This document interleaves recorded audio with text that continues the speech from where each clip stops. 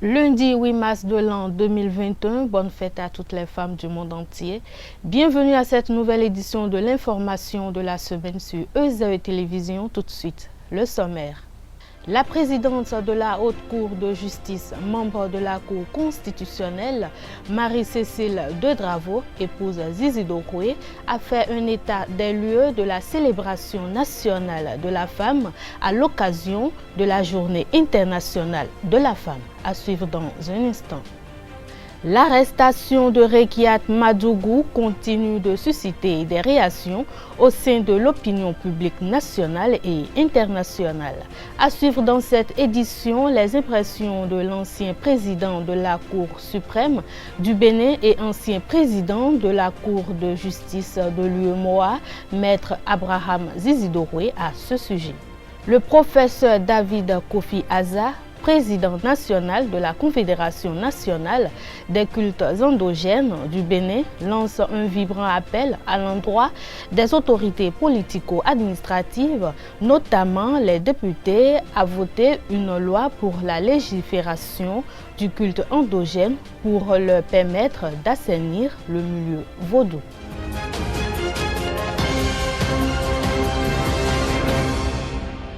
La Journée internationale des droits des femmes officialisée par les Nations Unies en 1977, célébrée dans de nombreux pays à travers le monde, le 8 mars est une occasion de faire un bilan sur la situation des femmes. À cet effet, EZE TV s'est rapproché de la présidente de la Haute Cour de justice, membre de la Cour constitutionnelle, Marie-Cécile Dedravo, épouse Zizi Dokwe. Elle fait un état des lieux de la célébration nationale de la femme. Suivez en exclusivité ces propos recueillis par Abdelkader Achiro. Le 8 mars, c'est bien sûr une journée étape, c'est une journée bilan.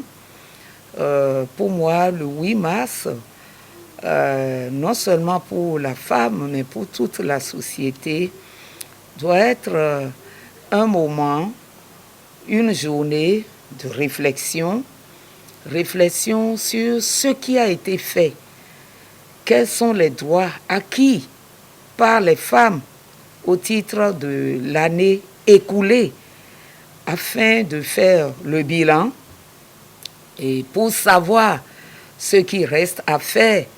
Je suis convaincue qu'au cours de l'année écoulée, il y a eu beaucoup de choses en faveur des femmes, non seulement dans le milieu professionnel, le milieu social aussi, pourquoi pas le milieu politique.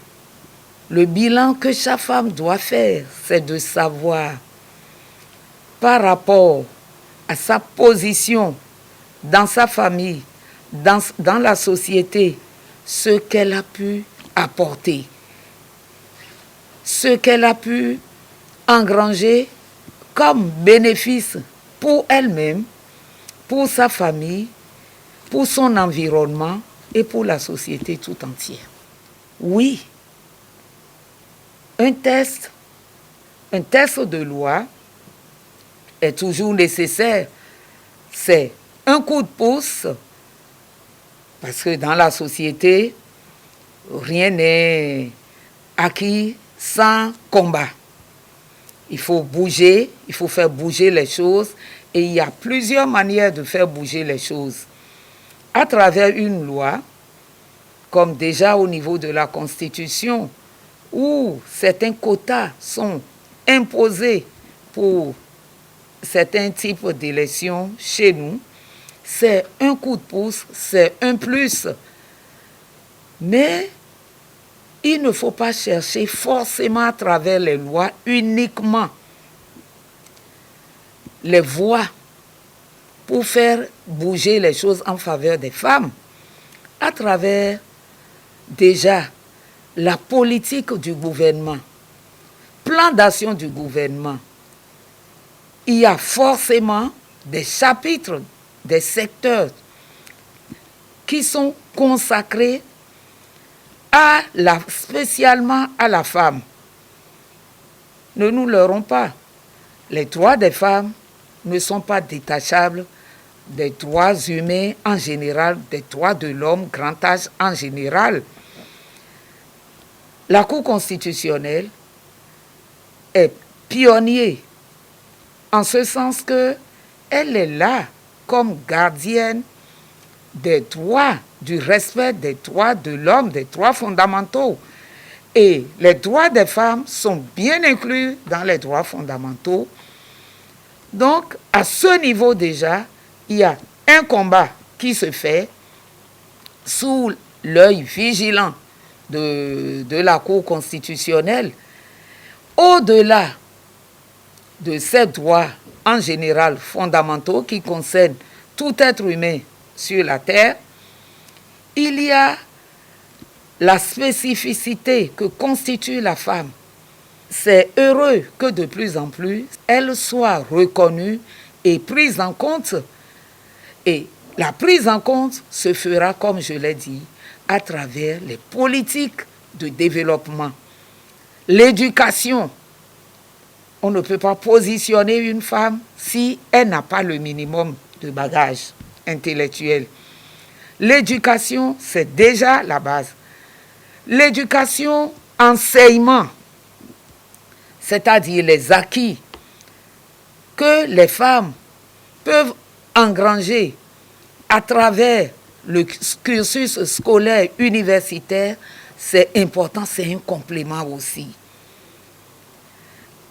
Le cursus professionnel est encore un lieu, est encore un milieu où la femme a toute l'attitude d'explorer, d'exposer ses compétences, ses ressources.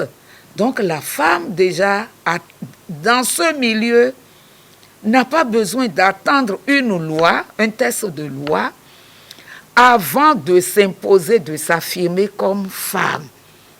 Les femmes de la Commission électorale nationale autonome Sénat ont également célébré la GIF 2021. Réunies au siège de l'institution, elles se sont penchées sur le leadership féminin dans le contexte de Covid-19 et les impacts de la pandémie sur la Sénat. Suivez un extrait de l'allocution de Geneviève Boko-Nadjo, vice-présidente de la Sénat et cheville ouvrière de l'organisation de la célébration de la Journée internationale des droits des femmes pour la première fois de l'institution électorale. C'est la journée de la femme, les hommes, à vous les honneurs. Vous êtes le père de épouses, aujourd'hui c'est le jour des fleurs. Vous êtes la charme et la misère, et celle du foyer. Vous êtes enfants, qui inventent les sommes, président, roi, fous et voleurs. Vous êtes bonheur et la femme, la vie et la mort des hommes. Monsieur le Président Emmanuel Tiondo, qui sous ses airs grognons est quand même un homme de cœur qui aime bien les femmes. Je voudrais encore une fois me faire le porte-voix de toutes celles-là que vous voyez ici réunies pour vous témoigner notre profonde gratitude pour avoir permis l'organisation de cette journée. Aux autres commissaires, au CB, au commissaire Adam Soulé, merci de soutenir cette action par votre présence effective. Et vous, les autres chaleureux lieutenants de la Sénat, comment ne pas reconnaître vos mérites à nos côtés, puisque vous et nous avions été de toutes les batailles. C'est donc à bon droit qu'ensemble, nous nous organiserons, nous sommes déjà en train de nous organiser pour repousser les limites de la discrimination à l'égard des femmes, nourrie et entretenue par nos us et coutumes, en dépit des grandes avancées enregistrées par notre pays en matière de promotion et de protection des droits des femmes. Je puis vous l'assurer, dans la sous-région, le Bénin est l'un des pays qui a le plus légiféré en matière de protection et des droits de la femme. Quant à nous, femmes, cette journée nous donne l'occasion d'évaluer les actions menées pour réduire toutes les inégalités basées sur le genre, avec pour corollaire les violences, le manque d'autonomisation, la sous-représentation aux postes de décision, l'analphabétisation, la pauvreté et j'en passe. S'il est vrai que le chemin parcouru n'est pas négligeable, il est tout aussi vrai qu'il nous reste encore beaucoup à faire pour atteindre le 5e objectif du développement durable qui est, je cite, parvenir à l'égalité des sexes et autonomiser toutes les femmes et toutes les filles. L'atteinte de cet objectif est aujourd'hui plus que par le passé, malheureusement compromis par la pandémie du Covid-19 qui frappe de plein fouet les couches les plus vulnérables de la population que sont les femmes qui voient non seulement leurs revenus s'amoindrir telle une peau de chagrin, mais aussi qui voient la charge de travail domestique augmenter.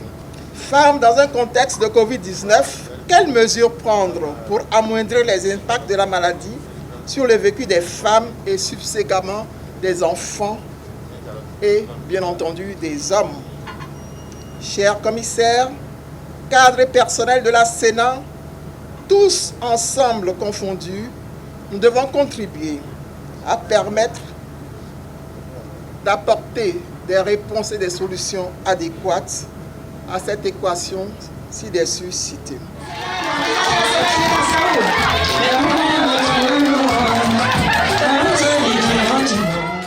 L'arrestation de Rekiat Madougou continue de susciter des réactions au sein de l'opinion publique nationale et internationale. Ainsi, EZEU TV s'est rapproché de l'ancien président de la Cour suprême du Bénin et ancien président de la Cour de justice de l'UEMOA, Maître Abraham Zizidoroué, afin de recueillir ses impressions sur cette actualité qui défraie la chronique. Il a voulu se prononcer sur les contours politiques de cette nébuleuse. Suivons-le au micro d'Abdelkader Achiro. Pour une république, pour une démocratie, un état de droit, quand une affaire est devant la justice, il ne faut pas, par des commentaires, chercher à influencer le juge, chercher à influencer la justice. C'est pour ça que je me refuse à faire de commentaires sur l'aspect judiciaire de cette affaire, mais sur l'aspect politique. Pour une compétition électorale, pour que des candidatures soient disqualifiées, pour une raison, pour une autre, moi, mon problème, c'est de savoir, est-ce que on doit être candidat à tout prix? Est-ce que quand on est disqualifié, il faut forcer le destin? Parce que il y a une vingtaine de candidatures, les unes sont recalées, les autres ont pu satisfaire aux conditions requises par les lois et les règlements en vigueur. Pour moi, je clôt. Ceux qui sont admissibles, je dirais, ils continuent le concours, la compétition. Ceux qui ont été recalés, bon, dont acte. On verra la prochaine. Moi, c'est ça, moi, ma conception de la politique. Mais avoir des candidats disent coûte que coûte, je dois, mais on fait de la violence sans le savoir. Moi, c'est l'aspect politique. Je dis, 2021, ce n'est pas la fin du Bénin. 2021, ce n'est pas la première compétition. Ce ne sera pas la dernière. Je passe l'étape de candidature, je continue. Je ne passe pas l'étape de candidature, les choses s'arrêtent, je me prépare pour la prochaine fois. C'est cette attitude à vouloir être candidat malgré la loi, c'est ça qui m'inquiète. Et c'est ça qui explique peut-être certaines choses. Moi, à cette étape-là, quand les gens qui ne sont pas sur talon, c'est leur droit. Nous sommes en démocratie, c'est la contradiction. Quand les gens disent « nous voulons restaurer la démocratie », il faudrait qu'ils nous disent quelle démocratie on veut restaurer, parce que si c'est la démocratie prise en otage là, si c'est la démocratie de la corruption, de l'impunité, moi je ne suis pas prêt de restaurer là, cette démocratie-là. Mais nous, à la mouvance, on veut renouveler la démocratie. Parce que si on doit faire le bilan de cette démocratie-là, je dis à des gens, je veux bien être héritier de la conférence, mais après inventaire, je ne prends pas le tout. Parce qu'il y a eu des ratés, il y a eu des boulets. N'eût été la sagesse du peuple béninois, depuis 20-30 ans, il y aurait déjà du grabuge dans ce pays. Seule la sagesse, la compréhension des élites, ça a permis de passer toutes les difficultés de tous ordres qu'on a eues, mais qu'on occulte, on fait de ne pas les connaître, et parce que de l'extérieur, on voit que tout se passe bien au Bénin, alors que ce n'est qu'une apparence, hein, une illusion. De dehors, il y a alternance tous les 5 ans, mais du dedans, ceux qui vivent savent de quoi il s'agit. Donc, cette illusion-là, démocratique, il ne faut pas qu'on nous berne avec ça pour dire qu'on veut restaurer, qu'on veut restaurer à tout prix. Ça, c'est ça qui n'est pas bien. C'est cet aspect des choses que je réfute. On ne peut pas restaurer à tout prix. On restaure dans le cadre de la loi, de la légalité. On veut être président, on se présente, on va aux compétitions, on gagne, on est président. On va, on ne gagne pas, on attend son tour, on attend l'année où on est prêt et on fait. C'est ça la démocratie. Il n'y a pas autre chose. Si on fait autre chose, on n'est plus démocrate. Restons avec le président Abraham Zizi-Douroué qui a salué au cours de son intervention le professionnalisme des forces de sécurité dans le cadre de l'exécution du mandat d'amener émis contre Rekiat Madougou. Il est au micro d'Abdelkader Achirou. Il ne faut pas faire l'amalgame. L'article 164 du Code pénal dit que les questions de terrorisme ne peuvent être en aucun cas être assimilées à des infractions politiques. Il ne faut pas faire l'amalgame. S'il y a question de terrorisme, laissons les juges démêler les chevaux, que chacun ne commence pas à dire oui, et politiser. Les textes qui nous régissent sont clairs. C'est l'article 164 du Code pénal. En aucun cas, les problèmes liés au terrorisme ne doivent être assimilés à des infractions politiques. Parce que les gens veulent faire croire que c'est après la conférence. Ce n'est pas du tout de ça qu'il s'agit, du tout. Et si vous remarquez le professionnalisme des forces de sécurité, plusieurs personnes étaient dans la voiture, le président des démocrates, le professeur, tout ça, mais on ne les a pas touchés parce qu'il ne s'agit pas de ça, de la liberté. C'est une enquête judiciaire qui est en cours, qui ne concernait que notre sœur. Et là, il faut souligner le professionnalisme des forces de sécurité qui ont exécuté un mandat d'amener sans bavure. Il faut leur dire bravo.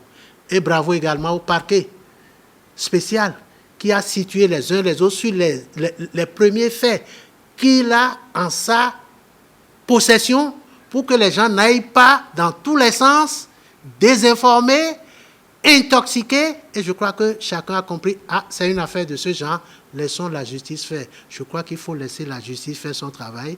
Continuons notre compétition électorale et pour qu'elle soit une fête, comme l'a souhaité le président Talon.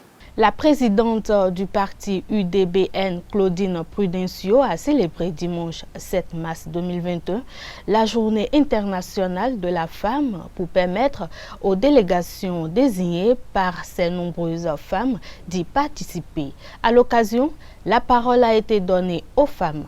À l'UDBN, la journée internationale de la femme est plutôt une journée de réflexion. Ces réflexions sont gages d'innovation et de stratégie, indique la présidente du parti, Claudine Prudencio, étant la seule femme présidente de parti politique au Bénin.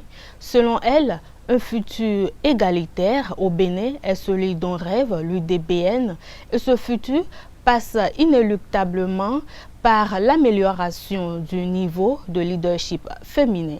Déjà, dans la nouvelle constitution béninoise, les femmes seront plus nombreuses à l'Assemblée nationale à partir de 2023. Le duo président Gayan Talon Talata est également une opportunité pour les femmes du Bénin pour montrer à la face du monde leurs capacités, souligne-t-elle. Actualité oblige. La présidente de l'UDBN s'est prononcée sur le coronavirus. La pandémie de la Covid-19 ne résistera pas aux femmes du Bénin. Elle représente plutôt une occasion pour elles de montrer leur talent en toutes circonstances, a-t-elle déclaré. Le docteur Brice Sorou avait déclaré dans l'une de ses publications que les masques bleus contiendraient des substances nocives à la santé.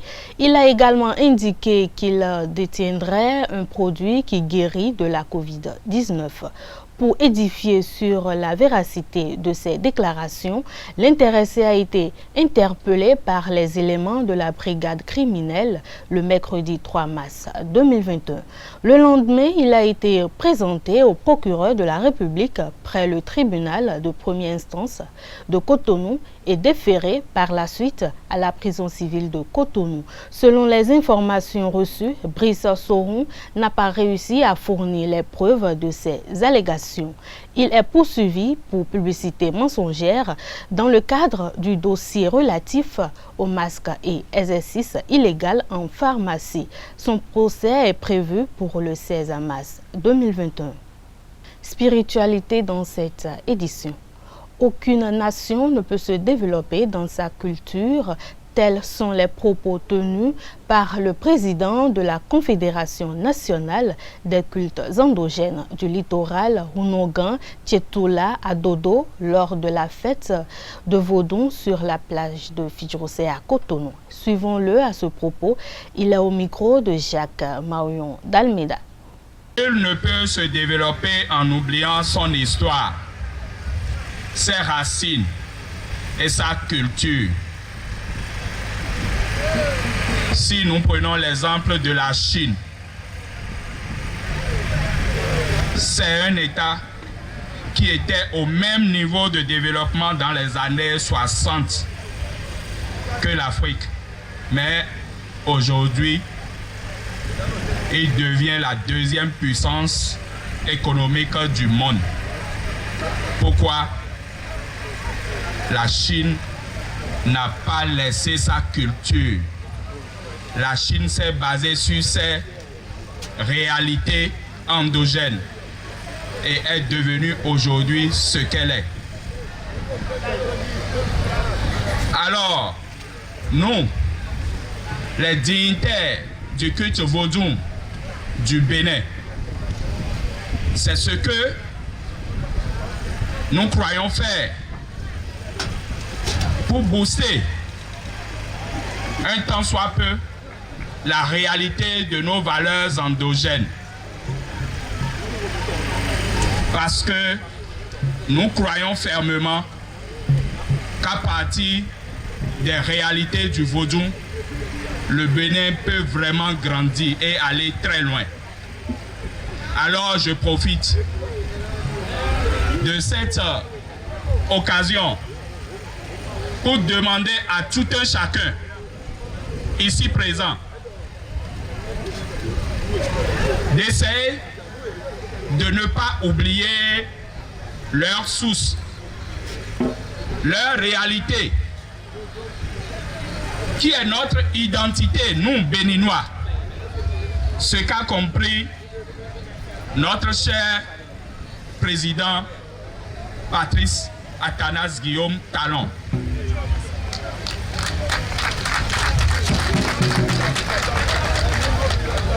En mettant au premier rang la culture dans son PAG. Alors, chers dignitaires, je nous invite à prendre au sérieux Cette journée qui est dédiée à la réalité africaine et précisément béninoise. Pour ça, je demande la grâce des divinités de nous accompagner dans nos élans quotidiens pour une amélioration des cultes endogènes du Bénin. Je vous remercie.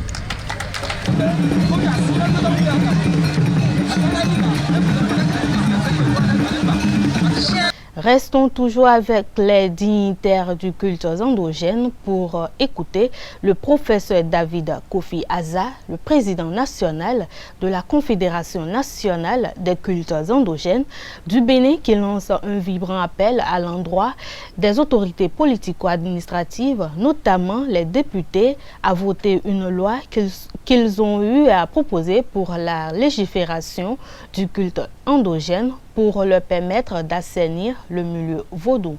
Suivons-le au micro de Jacques Maouillon d'Almeida.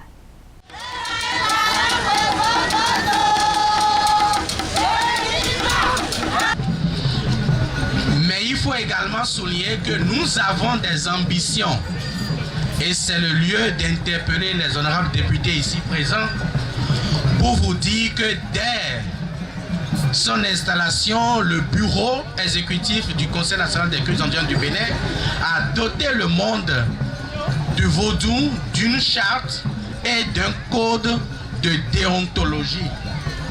Et déjà, depuis l'ancienne législature, nous avons introduit une proposition de loi pour assainir et réglementer le milieu des cultes endogènes qui jusqu'à ce jour ne dote ou ne s'est doté d'aucun national juridique afin de mieux réglementer les dérapages. Il y a quelques mois, nous avons rencontré également le bureau et moi, nous avons rencontré le président de l'Assemblée nationale pour également le même exercice.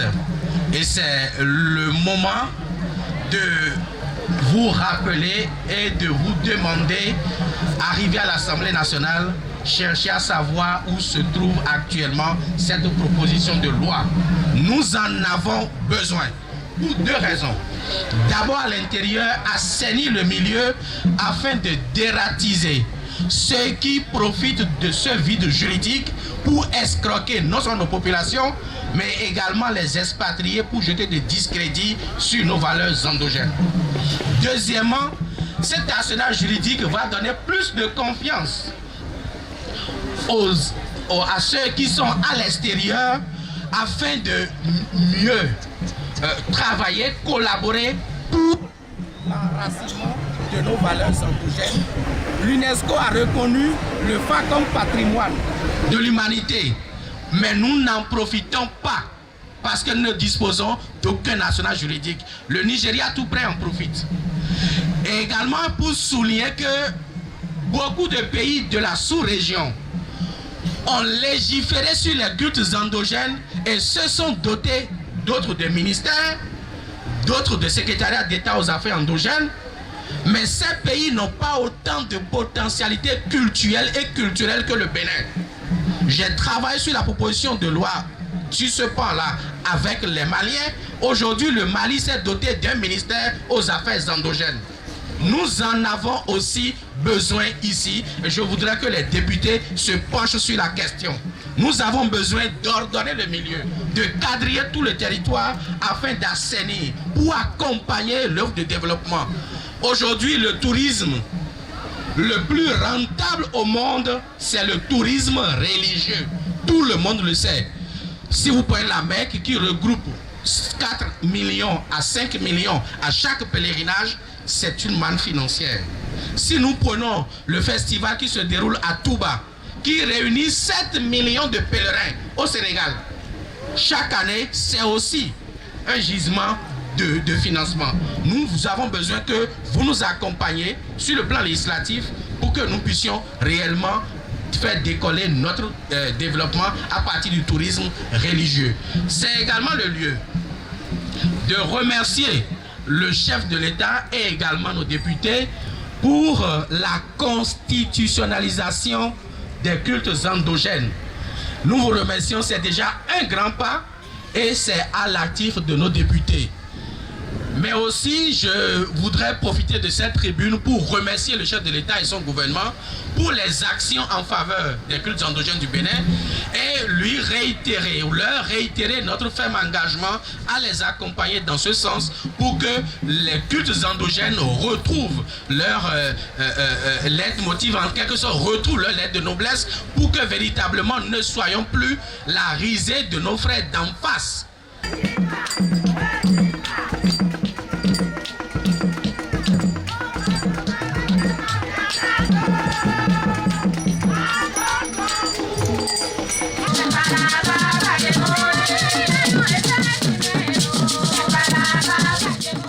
Hors de nos frontières, le Sénégal sera en ébullition à partir de ce lundi 8 mars 2021. C'est la raison qui justifie la position de la communauté économique des États de l'Afrique de l'Ouest, CEDEAO. Elle appelle toutes les parties prenantes à une franche collaboration pour une issue pacifique à la situation de crise qui prévaut dans le pays depuis la garde à vue de Ousmane Sonko. Et voilà, ce sera tout pour cette édition. Merci de votre aimable attention. Passez une excellente soirée. Bonsoir.